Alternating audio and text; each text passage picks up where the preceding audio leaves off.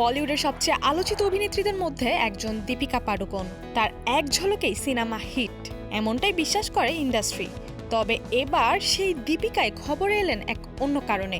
বলিউডে আবারও জোরালো হয়ে উঠেছে তারকাদের অতিরিক্ত পারিশ্রমিক বিতর্ক, আর এবার সেই বিতর্কের কেন্দ্রে দীপিকা পাডুকোন।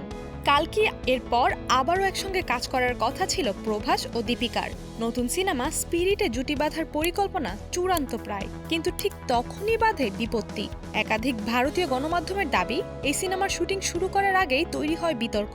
দীপিকা নাকি সিনেমার জন্য পারিশ্রমিক চেয়েছিলেন 20 কোটি রুপি। অবাক করার মতো বিষয়, এই বড় অঙ্ক নিয়ে নির্মাতাদেরও আপত্তি ছিল না, কিন্তু সমস্যাটা বাধে তার বাড়তি চাহিদা ঘিরে।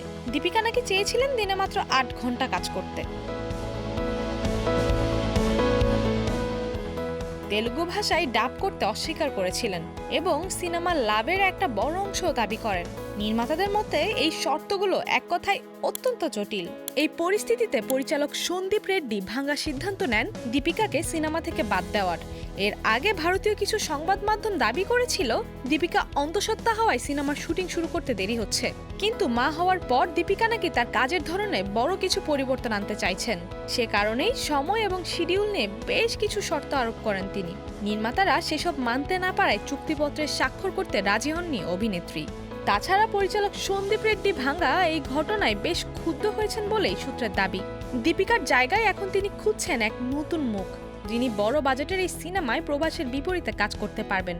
যদিও দীপিকা বা সন্দীপ রেড্ডি দুজনের তরফ থেকে এখন পর্যন্ত কোনো আনুষ্ঠানিক বিবৃতি আসেনি, কিন্তু বলিউড পাড়ায় গুঞ্জন থামার নামই নিচ্ছে না।